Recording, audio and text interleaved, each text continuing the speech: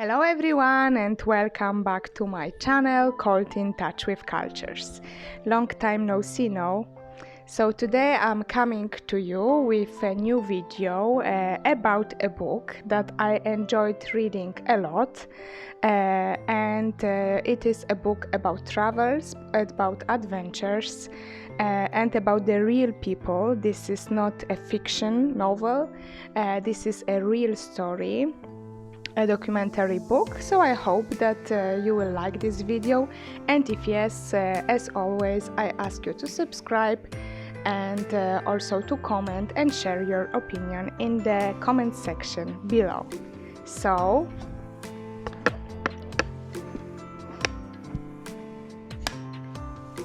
let's start.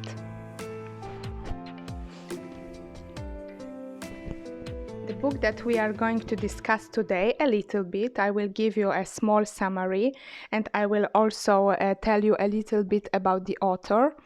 So it is called Córki chmur,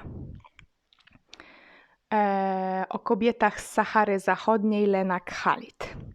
So it can be like translated into English, the daughters of the clouds, or and about women from Western Sahara.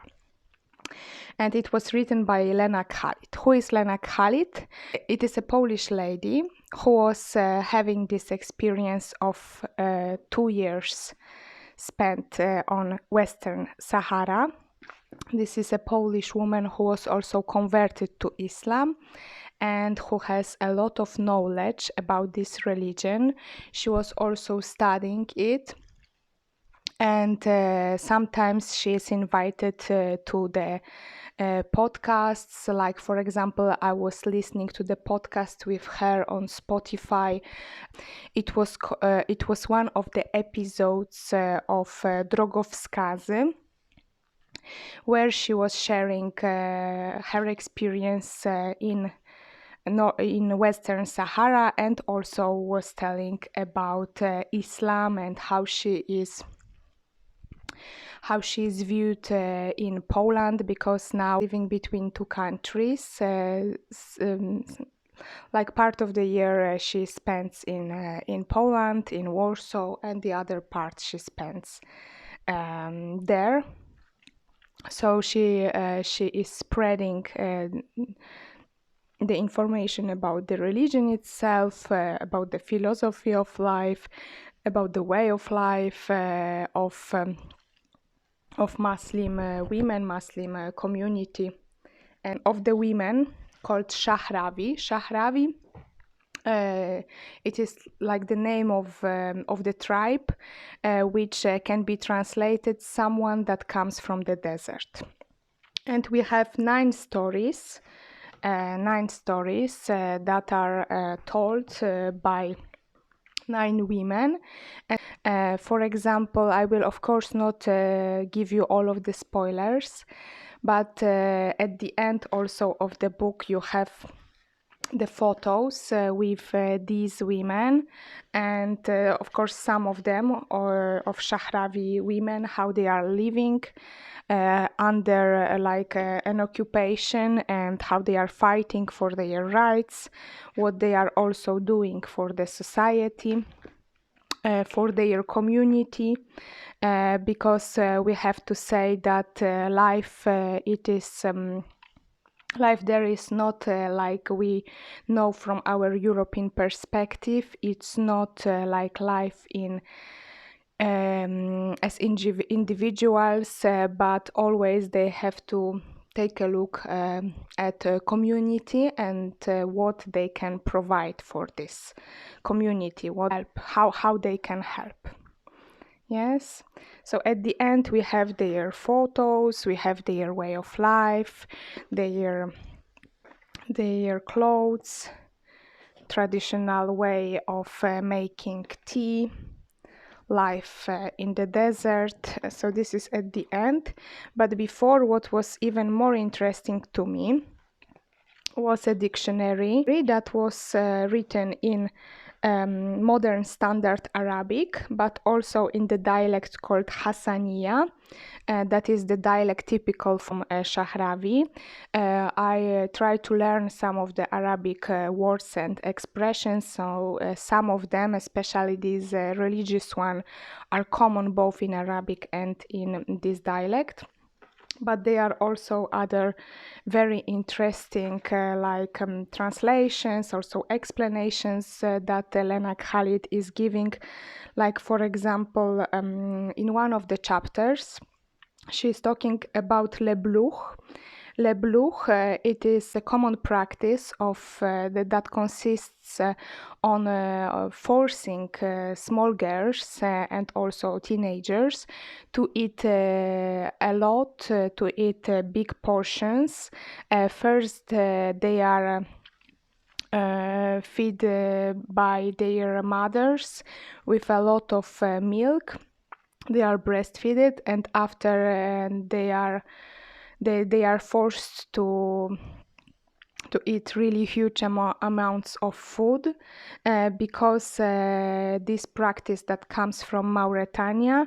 In this practice, in this culture, it is said that the fatter the woman, the more cellulite, the more like this curves the woman has, the more beautiful she is. And she was describing a story of one girl who exactly was forced to do like that in order to be married well, in order to be wealthy in the future, and what impact it had on her life. I will not give more spoilers, but it's an interesting perspective.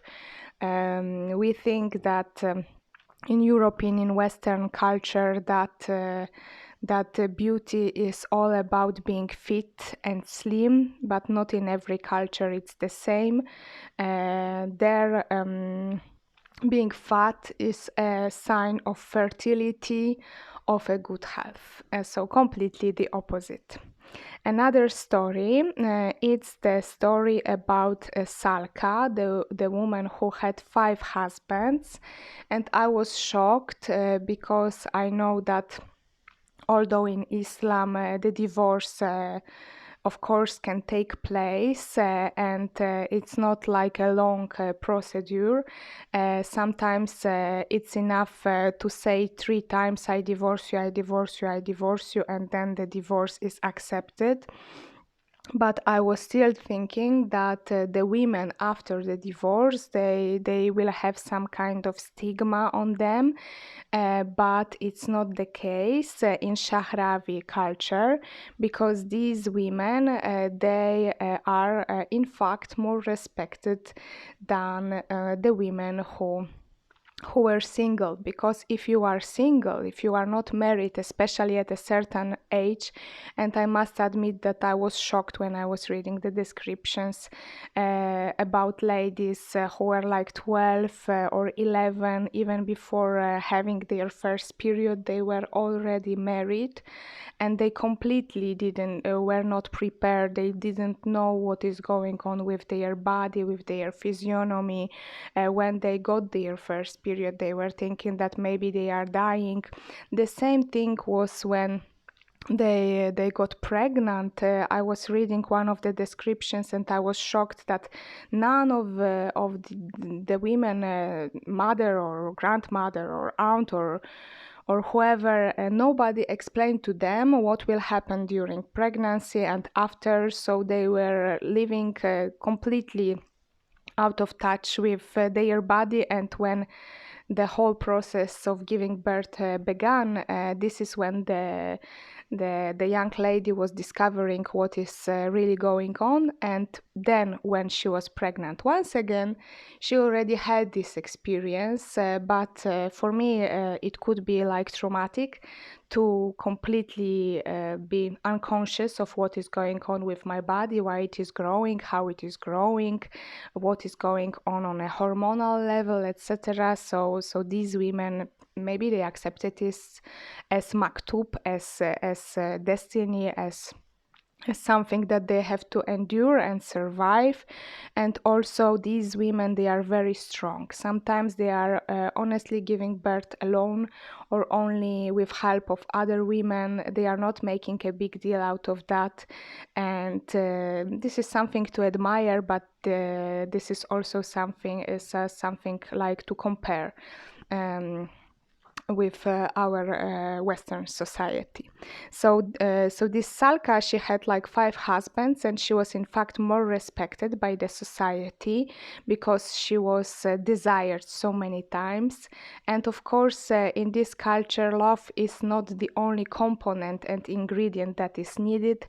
Sometimes it is more like arranged marriages between two families from the same tribe that like each other, that have common interests. And nobody is saying no because it is from generation to generation. And of course, if the woman falls in love, it is better. But they think that love can come with time, maybe after marriage, maybe sometimes it can be also replaced with the love for children that this woman will have. So it's a completely different perspective. And so we have the story of Salka, of Aziza.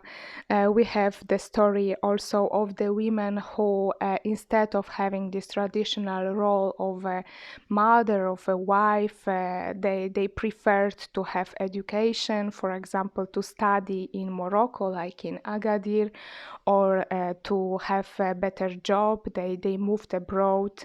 But we have to understand that in the culture where, because they are living in like, of course not all of them, some of them, they are living in something called haima. So haima, it is this type of tent. This is their like house. And this small space where all the time you have the sand coming from the inside, the wind coming with the sand, and all of the dust that you have to clean all the time. In this kind of space, sometimes lives a few generations, the whole family. So of course, something called privacy is not like expected to find it there. And let's imagine this intimate life between man and woman, between husband and wife, and it's a completely different world. Sometimes when I was reading about, especially when it comes to weddings, they are like traditions of checking what is going on there between husband and wife. Was she really a virgin, etc.? It's completely different. For us, it's maybe intimidating. For them, it is the part of biology, of nature, of human nature, and it is something that is absolutely not shocking for them. But to be individual in this type of community is really not easy, because we have to remember that they love to live in this tribe. They love to cook together. They love to spend time together, to tell stories. Also, when it comes to children, your child is not only your child. Child is taking care of the other members of the family, neighbors, and I remember one of the. For me, it was a dramatic story, but maybe for them it's nothing like new. There was one woman who had a husband and had a small son, and this husband went on a war, because we have to remember that they live under occupation. Their geopolitical situation is very unstable, because there are a lot of countries of Northern Africa that would like to occupy this territory, and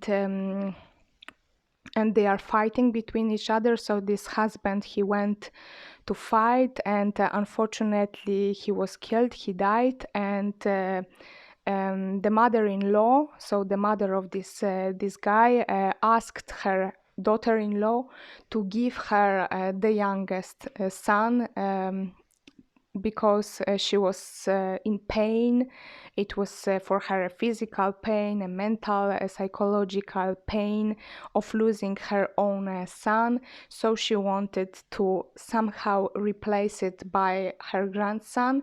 And this daughter-in-law had no other choice but to give this small boy to her, and she understood the situation. So something that is not obvious in our culture, in their culture, is pretty normal. So the story like that, and also multiple other stories showing the strength, the perseverance, the determination of the women who are who may be very different than us, but may be as courageous, as brave, and as perseverant as the women in our culture. Just they are fighting.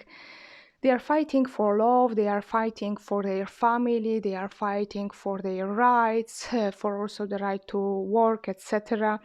There are a lot of also descriptions that are a little bit violent about the tortures that they had to endure, about the life that was not always pleasant for them. They really had to show a lot of bravery in their daily life, much more than we have to show in our daily basis. And maybe it's a lesson for us to enjoy more and appreciate more and be grateful more for what we already have, because in comparison to the women from other parts of the globe, it's already really a lot. I don't want to talk in this video about the political situation, but this is just the small announcement, the small summary about this book for you. If you are interested, it's really possible and available on Polish market, but not only on Polish market. In the internet you can find this book. It was the edition, it was published by Wydawnictwo Poznańskie, and I think that this perspective is really interesting. And in March for me is the month of celebration of how to be a woman, because we have 8th of March, National Women's Day, and this is why I wanted a little bit to talk about this book. So I wish you a beautiful day and see you in the next video. Bye bye.